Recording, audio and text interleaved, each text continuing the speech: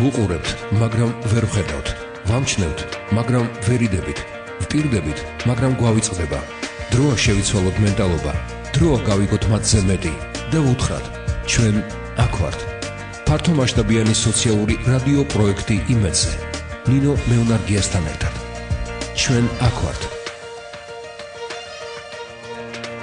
მოგესალმებით, ეთერშია გადაცემა ჩვენ აქ ვართ, მე ნინო ვარ, მეუნარგია. 2 აპრილს მსოფლიო აუტიზმის ცნობადობის ამაღლების დღეს აღნიშნავს.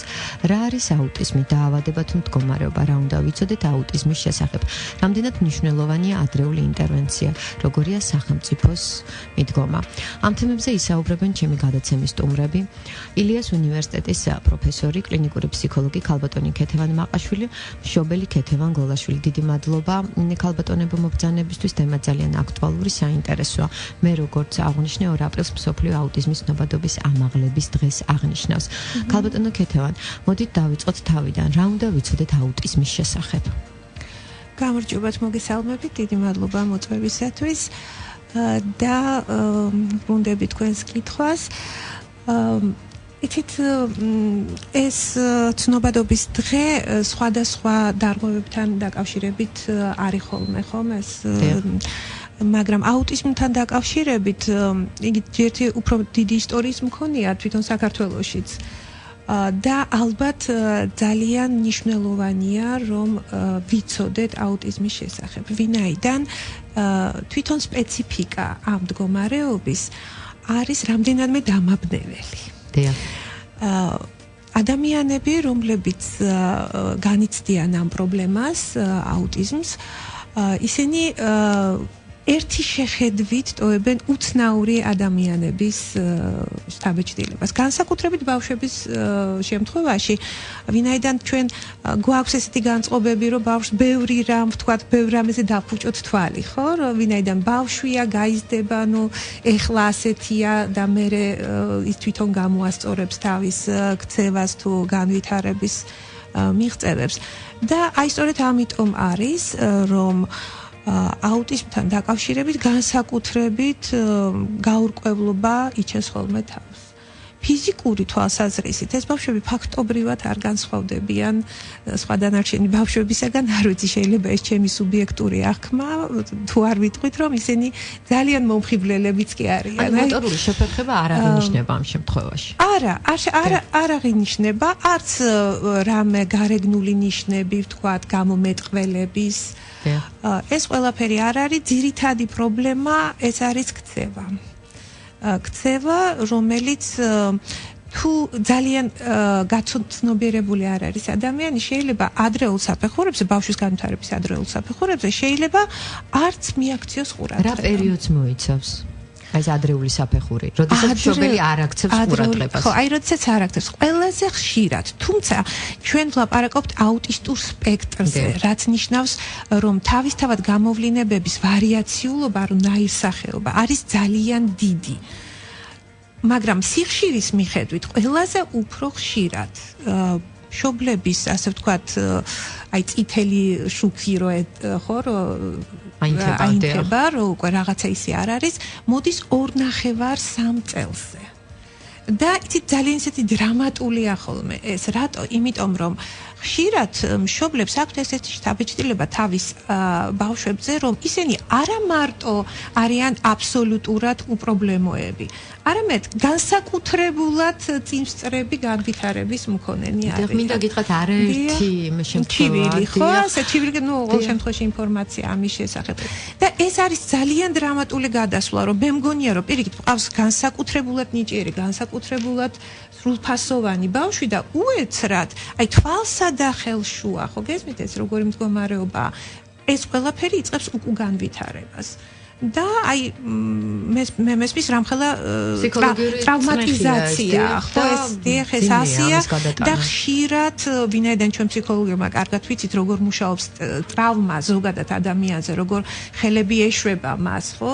აი ხშირად ძალიან ხელს უშლის ეს მშობლის ეს მდგომარეობა იმას, რომ აი ძალიან მობილიზდეს და მიიღოს ის ზომები, რომლებიც რიგ შემთხვევაში არის ხოლმე კრიტიკული.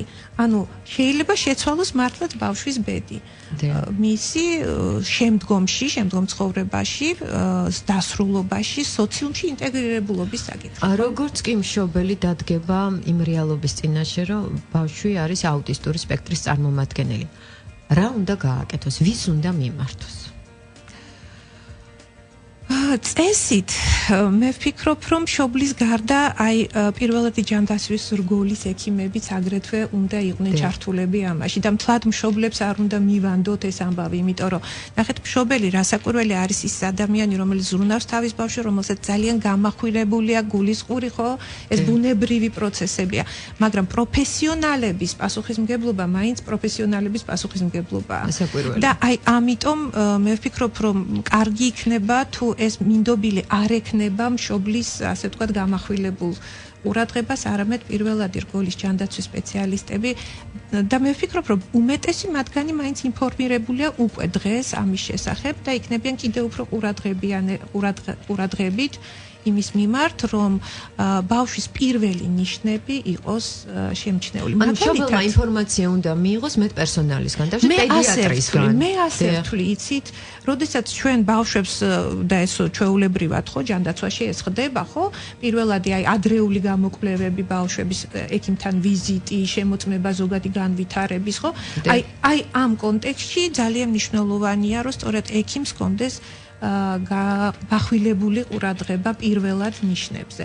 ეს არის სკრინინგის პროცედურა. რასაკვირველია, შეიძლება ჩვეულებრივმა პედიატრმა ვთქვათ, ხო, საბოლოო ჯამში არ გადაწყვიტოს და ვერც გადაწყვიტოს ეს ამბავი, მაგრამ ის რომ გაჩნდეს ეჭვი, ხო, ესეთი საღი ეჭვი, ხო, და ამან წამოიწყოს გარკვეული პროცესი, რომელიც შეიძლება გაჩერდეს შემდეგ პროფესიონალთან, უკვე თვითონ აუტისტური სპექტრის პროფესიონალთან გადასვლის შემდეგ შეიძლება ეს ეჭვი დაიბლოკოს და აღმოჩნდეს, რომ არაფერი არ არის, რაღაცა უბრალოდ რაღაც სხვა რაღაცაა, ვთქვათ, რაღაც ბევრი მიზეზი შეიძლება იყოს, ხო, მაგრამ ყოველ შემთხვევაში ჩვენ არ გამოგრჩება ის შემთხვევები, რომლებიც საჭიროებს ჩარევას.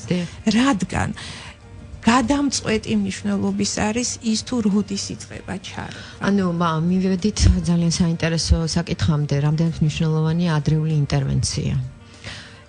და იცით რატომ არის ეს ასეთ მნიშვნელოვანი? ადრე, ახლა მე ცოტა ისტორიას შევეხები, იყო ასეთი შეხედულება, როდესაც აუტიზმი პირველად საერთოდ დიაგნოსტირდა, როგორც ასეთი, რომ ეს არის ცივი დედის სინდრომი, ანუ რომ თითქოს დედა არის მიზეზი ამისა, ანუ ის არ არის იმდენად ემოციური დამოკიდებულების მქონე ბავშვის მიმართ, ხო? მაგრამ ეს შემდეგ აბსოლუტურად უგულვებელ იყო და უარი იყო. რატომ? იმიტომ რომ აქ პირიქითი პროცესი მიდის. თვითონ ბავშვი არის ნაკლებად ემოციურად მიმართული სამყაროს მიმართ. ხო? იმიტომ რომ ეს არის ნეიროგანვითარების პრობლემა და პირველი ნიშანი ეს არის, აი, როდესაც დედა დახედავს ბავშვს, ან უფროსი ვთქვათ და უღიმის მას, ხო, ბავშვს ეწყება გამოცოცხლების სინდრომი, ხო, ის რეაგირებს ამაზე.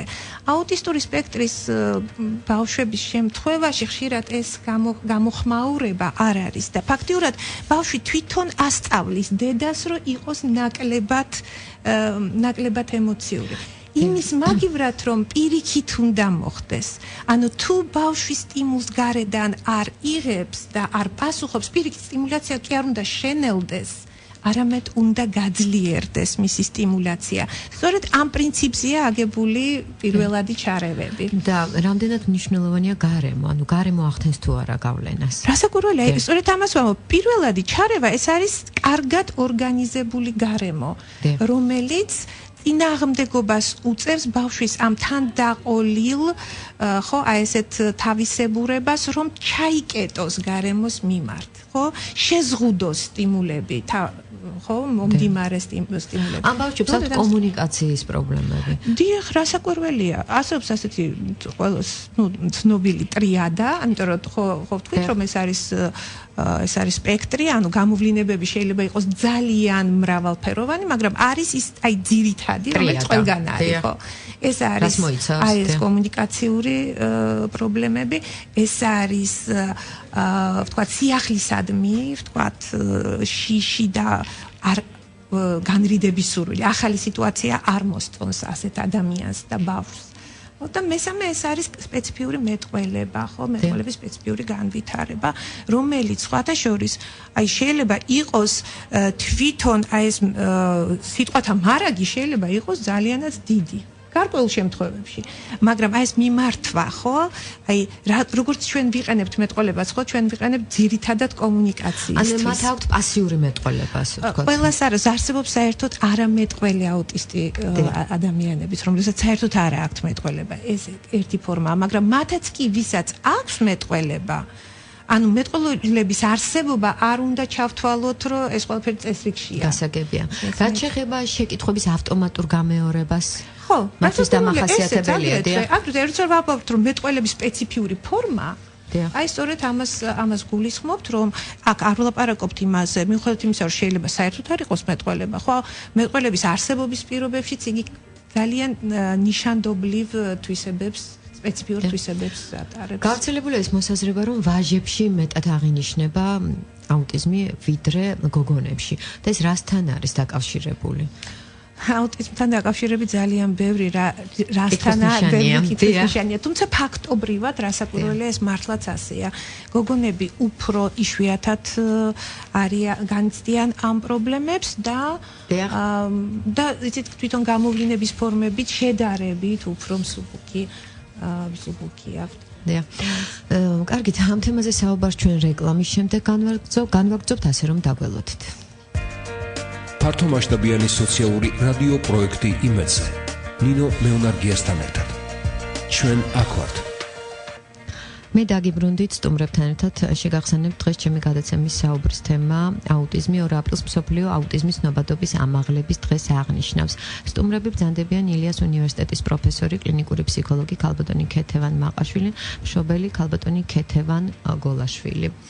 ჩვენ ძალიან საინტერესო თემაზე შევჩერდით. მსმენელს მინდა შევახსენო საკონტაქტო ნომრები 292 11 88 292 11 99 დაგვირეკეთ თქვენი მოსაზრება, ჩვენთვის მნიშვნელოვანია. ქალბატონ ქეთევან, თქვენ აღნიშნეთ, რომ ვაჟებში უფრო მეტად შეინიშნება ვიდრე გოგონებში. სტატისტიკა ასეთია. და ვისაუბრეთ იმაზე, ვინც ახლა შემოგვერთა, მათ საყურადღებოდ მინდა ვთქვა, რომ ადრეული ჩარევას ძალიან დიდი მნიშვნელობა აქვს. ადრეულ ინტერვენციაზე. ქალბატონო ქეთევან, მე მაინტერესებს როგორია სახელმწიფოს ჩართულობა. რა პროგრამები არსებობს? პროგრამები რამდენადაც მე ვიცი და როგორც ჩვენ ახლა რეალურად ვმუშაობთ, ეს არის ადრეული განვითარების ხელშემწყობი პროგრამა. რომლის ესეთი საათობრივად კვირაში 8 საათი, ხო? კვირაში 8 საათი, ეს იმდენად სასურველი იქნებოდა, რომ კვირაში 8 საათი ყოფილიყო, რომ მე ფაქტიურად ესე წამომწდა, ხო? თვეში 8 საათი, ანუ გამოდის ფაქტიურად კვირაში 2 საათი, ხო? აი ესეთი როგორ გითხრათ, იცით, ვთქვათ, თუ ჩვენ გვაქვს ძალიან მსუბუქი ფორმა აუტისტური სპექტრის და აი მხოლოდ გარკვეული სტიმულაციის გაძლიერება არის საჭირო, კონსულტირება უფრო მშობლის, აი რა შეიძლება მოხერხდეს აი ამ საათებში. მოხდეს მშობლის კონსულტირება, რამე თუ მან უფრო სწორედ წარმართოს თავისი ურთიერთობა ბავშვთან. ალბათ, მაგრამ როდესაც მდგომარეობა არის საკმაოდ გამოხატული და თუ ეს ადრეულ ასაკში უკვე ვლინდება, ესე იგი მდგომარეობა საკმაოდ გამოხატულია. იმისათვის, რომ აი ეს კრიტიკული ბარიერი დაიძლიოს და განვითარება ბავშვის დაეწიოს ნორმალურ განვითარებას და გარკვეული აუტისტური ნიშნების შენარჩუნებით მაინც თითქმის იმავე არხით წარიმართოს როგორც ნორმალური ბავშვის განვითარება, სასურველია გაცილებით უფრო მაღალი ინტენსიობის პროფესიული ჩარევა. დიახ, ძალიან მნიშვნელოვანია ეს საკითხი და მე მინდა ქალბატონმა ქეთევანმა გააჟღეროს თუ რა ხდება რეგიონებში. თქვენ ბრძანდებით მშობელი, თქვენი შვილი აუტისტური სპექტრის წარმომადგენელია, თქვენ ცხოვრობთ გორში. არის თუ არა რამე პროგრამაში ჩართული ბავშვი? პროგრამაში ჩართულები არა ვართ, რადგან ჩვენ აუტისტური სპექტრი გვაქვს კი და ბავშვი არის 2 წლის და 4 თვის. ეს ჩვენ გვესაჭიროება აბა თერაპია, რაზეც დავდივართ ნეიროგანვითარების ცენტრში. კვირაში 3 ჯერ ჩამომყავს ბავშვი. და ანუ ეს აბა თერაპია არ ფინანსდება ამ ვაუჩერით. ანუ ეს ვაუჩერიდან 8 საათიდან 4 საათი არის თერაპია, ოღონდ არა აქცევითი, ეგ სენსორული ოთახი შემიძლია გამოვიყენო და სხვა თერაპია. თუმცა აღნიშნეთ რომ სენსორული ოთახი გორში არის? არა, გორში არ არის. კი, თბილისში არის, ისიც 2 ადგილას არის მხოლოდ ნეიროგანვითარების ცენტრში გაიხსნა ახლა, სიცოცხლის ხემგახსნა და მეორე არის ილია უნივერსიტეტის გაიხსნა ისიც. დიახ. თუმცა აი ნეიროგანვითარების ცენტრში უფრო მწირი ძალიან პატარა ადგილია და ილია უნივერსიტეტში უფრო უკეთესი აქვს. ხო, ამ 8 საათიდან 2 საათი ეკუთვნის რომ ფსიქოთერაპევტი მოგვემსახუროს სახლში და 2 საათი რომ მოვიდეს ბაღში. გასაგებია თქვენ და მოგემსახუროთ თერაპევტის სახლში, მაგრამ გორში არის? გორში არ არის არანაირი მომსახურება. ხო, არ არის. მე როგორც ვიცი, რამოდენიმე ფსიქოლოგმა გაიარა ტრენინგი ნეიროგანვითარების ცენტრში და გორში სახლში დადიან კერძოდ ეს თერაპევტები. დიახ, კერძოდ, არა პროგრამით. კერძოდ დადიან და ახლა აქ რომ 1 საათი აბა თერაპია 26 ლარი ჯდება, იქ შედარებით ნაკლებია ეს თანხა. ჩვენ დავდივართ თავდაცვის სამინისტროს დაფინანსებით. დიდი მადლობა მინდა გადაუხადო მათ და რა ვიცი, მართლა უფრო მეტი 3 საათი მართლა ძალიან დიდი კითხვის ნიშანია. გასაგებია თქვენ დავშვათ ამ ეტაპზე, როგორც აღნიშნეთ, თავდაცვის სამინისტროს დაფინანსებით დადიხართ, მაგრამ ეს არ არის ხო სისტემური ხასიათის, ეს არის დავშვათ ერთჯერადი, მაგრამ ყველას ხო არა აქვს მსგავსი დაფინანსება. ანუ გამოდის ის, რომ რეგიონში მცხოვრები ბავშვები, რომელთაც აქვთ დავშვათ ეს დიაგნოზი, კონკრეტულად დღეს ჩვენ საუბრობთ აუტისტურ სპექტრზე, მათ არანაირი სერვისი არა აქვთ, არ მიეწოდება. უნდა ჩამოიყვანონ ბავშვი თბილისში. გასაგებია, მაგრამ თქვენ აღნიშნეთ, რომ თქვენ საერთოდ ამ პროგრამაში არ ხართ და ვაუჩერი არ გაქვთ და რატომ? რატომ და ანუ რომ რაც ვერ ვიღებთ ამ მომსახურებას, გორში ვერ მივიღებ სოციალურ სამსახურს. კი ვიყავი და ანუ საბუთები უნდა შემოიტანოთო, ესე გითხრეს და ანუ რიგში უნდა ჩავდგეთ და როდის მომიწევს ეს რიგი არ ვიცი, რომ ეს ვაუჩერი ავიღო. შეიძლება 1 თვე, შეიძლება 2 თვე. და კონკრეტულად თქვენ განდებით გორიდან, გორში თუ გაქვთ ინფორმაცია, რამდენი ბავშვი აუტისტური სპექტრის წარმომადგენელი? როგორც სოციალური მომსახურების სააგენტოში მითხრეს, დაფიქსირებული არის 9 ბავშვი. და ეს 9 ბავშვი თუ გაქვთ ინფორმაცია და დადიან ისინი თბილისში თუ 2 ვიცი, ვინც ნეიროგანვითარების ცენტრში დადიან, კი, და ბაღშიც 2 ჩვენთან დადის. თუმცა არა პროგრამის ფარგლებში, როგორც თქვენ ბრძანეთ. არა, პროგრამა, ანუ ეს რიგში დგანან. კი, ისინიც სოციალური მომსახურების სააგენტოში, ისინიც რიგში დგანან, იმიტომ რომ ესე მითხრეს იქ. დიახ და ალბათ დადგება ის დღე, როდესაც თქვენ ამ ვაუჩერს მიიღებთ, მაგრამ როგორც ბრძანეთ, თქვენ ადგილზე ანუ ვერ გამოიყენებთ. გორში ვერ გამოვიყენებ, კი. რადგან არ არის ფაქტიურად სერვისის მომწოდებელი, მოდით ასე პირდაპირ თქვა, თქვენ უნდა ატაროთ თბილისში. დიახ. და რამდენად მოსახერხებელია, იმიტომ რომ ძალიან ბევრს არ შეუძლია, ხო, არ აქვს ამის საშუალება, იმიტომ რომ ამ ბავშვების ტრანსპორტირება და მეთანხმებით ალბათ ძალიან რთულია. ქალბატონ კეთევან, თქვენ ფსიქოლოგი ბრძანდებით და ძალიან კარგად იცით, რომ დავუშვათ საზოგადოებრივ ტრანსპორტში შეუძლებელია, შეიძლება ცოტა ხანს გაჩერდეს, მაგრამ წარმოუდგენელია ამათი ტრანსპორტირება და როდესაც თან რეგიონიდან მოყავს ბავშვი, არ აქვს მშობლებს იმის საშუალება, რომ დავუშვათ არ ყავს ზოგს მანქანა, და ატაროს ტაქსით, არ არის ამის ფინანსები. ეს არის კიდევ ძალიან დიდი პრობლემა. და ქალბატონ კეთევან, ჩვენ საუბრისას აღნიშნეთ კიდევ ერთი მნიშვნელოვანი რამ, რომ ამ დიაგნოზს, რასაც ქვია აუტისტური სპექტრი, ამ დიაგნოზის შემადგენელი არის ასპერგერის, ხო, სინდრომი. და ძალიან ბევრმა არ იცის. გონიათ, რომ დავუშვათ, კი, აუტისტური სპექტრის წარმომადგენელია, მაგრამ შეიძლება მას ჰქონდეს უშუალო დიაგნოზი ასპერგერი. არაერთი ცნობილი ადამიანია სხვათა შორის. დიახ, აი ამ დიაგნოზით ცნობილი და თუ შეიძლება გააჟღერეთ ეს ანუ რა არის ეს ასპერგერი? ნუ აი თვითონ ეს სახელწოდება ხო სპექტრი, რასაც ჩვენ ვლაპარაკობთ, ითვალისწინებს იმას, რომ ძალიან დიდი მრავალფეროვნებაა გამოვლინებების და ასპერგერი ეს არის ის შემთხვევა, როდესაც მეტყველების პრობლემა არის მინიმალური, ან ფაქტიურად მეტყველებაში მიუხედავად იმისა, რომ გარკვეული თავისებურებები მაინც იგულისხმება, აი კომუნიკაციური თავისებურებები, თვითონ მეტყველება არის აბსოლუტურად გამართული და ზოგადად აუტისტური სპექტრის მქონე ადამიანებისთვის და განსაკუთრებით ასპერგერისათვის დამახასიათებელია ეს უკვე მეორე პოზიტიური медаლის მეორე მხარეა, ხო?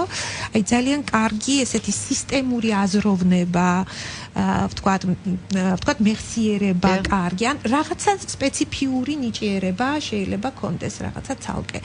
ხო და აი ამ შემთხვევაში ძალიან მნიშვნელოვანია რომ მოხდეს აი ამ რესურსის არ დაკარგვა.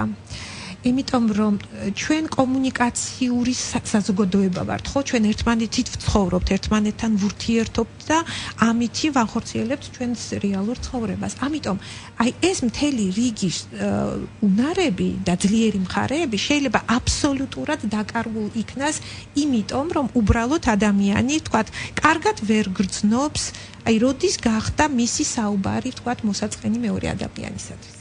იმიტომ რომ ის იმდან ჩართულია იმ თავის რაღაცა ამოცანაში გასაგებია რომ ვერ გრძნობს ამას ან ვერ გრძნობს როდის უნდა შევიდეს დიალოგში როდის უნდა გამოვიდეს დიალოგიდან და აი ესეთი აი კომუნიკაციური პრობლემები შეიძლება გახდეს და ეს იცით ესეთი მისროა ხო უცნაური ადამიანია ხო აი ასეთი კლიშესგან რომ განთავისუფლდეს და მთელი ცხოვრება ხო ნუ აქ უკვე იცით რა აი სწორედ აი ეს ჩვენი დღე ესეთი ხო ცნობადობის დღე კი რასაკვირველია ერთ-ერთი პირველი ამოცანაა რომ თვითონ უშუალოდ მშობლებმა ვისაც ყავთ ასეთი ბავშვები უფრო ადრეული დიაგნოსტიკა მოახდინონ უფრო მობილიზებული უფრო შეგულიანებულები იყვნენ და არ იყვნენ თქვათ იმედ დაკარგულები ეს ყველაფერი მნიშვნელოვანია მაგრამ აგრეთვე ძალიან მნიშვნელოვანია რომ უბრალოდ საზოგადოება აი ყველა ვისაც თვითონ უშუალოდ არანაირი მიმართება არ აქვს ხო აუტიზმთან ანუ თავის ანათესაოში სამეგობროში ხო აი მართლაც იცოდნენ რომ არსებობენ ესეთი ადამიანები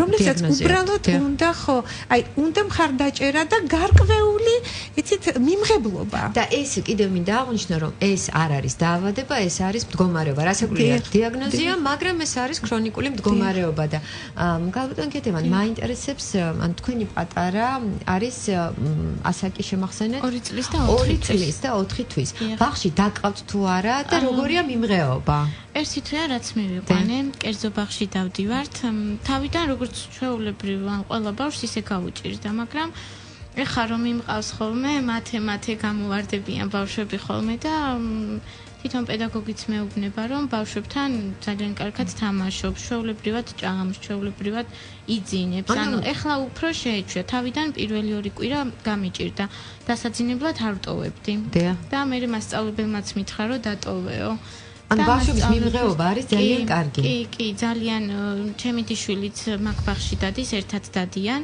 და მე ვფიქრობ აი რო ხედავდა იმას გოგონა ის და რო ხედავდა ალბათ მაგანაც იმოქმედა რომ თლად უცხო გარემოში არ მოხვდა და პედაგოგი მეუბნება რომ რა ვიცი კარგი შედეგი აქვს ერთი ძალიან კარგი თქვენ დაკავთ ბაღში გორში ბავშვი რაც შეეხება პედაგოგებს თავად პედაგოგები გადამზადებულნი არიან ანუ ეს არის კერძო ბაღი როგორც თქვენ ბრძანეთ და ინკლუზია არ არის მაგრამ არ ვიცი ეგ გადამზადებულები არიან თუ არა მაგრამ მე სახელმწიფო ბაღშიც ვიყავი მისული და მითხრეს რომ ანუ ბავშვის მაინტერესებდა მდგომარეობა როგორ იყო და მითხრეს რომ ეგეთ ბავშვს ვერ მივიღებო იმიტომ რომ ჩვენ პედაგოგებსო არ აქვთო გადამზადებაო და ანუ გორში რამოდენიმე ბაღის პედაგოგებმა გაიარეს გადამზადება მხოლოდ ამ მიმართულებით და ანუ იმ ბაღში რომელშიც მასწავლებელმა ვერ გაიარა ეს გადამზადება ესეთ ბავშვს ვერ მივიღებთო თუმცა უფლება მინდა ყველა მშობელს უთხრა რომ არც ერთ სახელმწიფო ბაღს არ აქვს იმის უფლება რომ თქვენი შვილი არ მიიღოს ბაღში და თან მოდით აღნიშნოთ ისიც რომ ძალიან ძიმეა როდესაც ფინანსური თვალსაზრისით რომ ბაღ როდესაც არის დიაგნოზი ისედაც ძალიან რთულია ეს ყველაფერი და კიდევ კერძო ბაღში ატარო ძალიან ბევრს ამის საშუალება არ აქვს და ამიტომ ფაქტობრივად ახლა როგორც თქვენ ბრძანეთ გორში სახელმწიფო ბაღმა არც ერთმა არ მიიღო თქვენი შვილი და თქვენ იძულებული გახდით რომ მე თან ვიყავი მხოლოდ მაგრამ ერთი მშობელი ვიცი ვინც ატარებდა აი ამ კონკრეტულ ბაღში და ჯერ სუძალათი დამყავდაო მე მეუბნებოდნენ რომ ცოტა ადრე გაიყვანეო რადგან ქცევის პრობლემა ჰქონდა ამ ბავშვს და შემდეგ უკვე ბოლოს ეზოში ძაღლმა უკბინაო ისეთი უყურადღებობა იყო და გადმოიყვანა ისევ კერძო ბაღში ძალიან მნიშვნელოვანი ამ დროს მშობლების პოზიციის დაფიქსირება და შესაბამისად მე დარწმუნებული ვარ რომ აი ამ მსგავს შემთხვევაში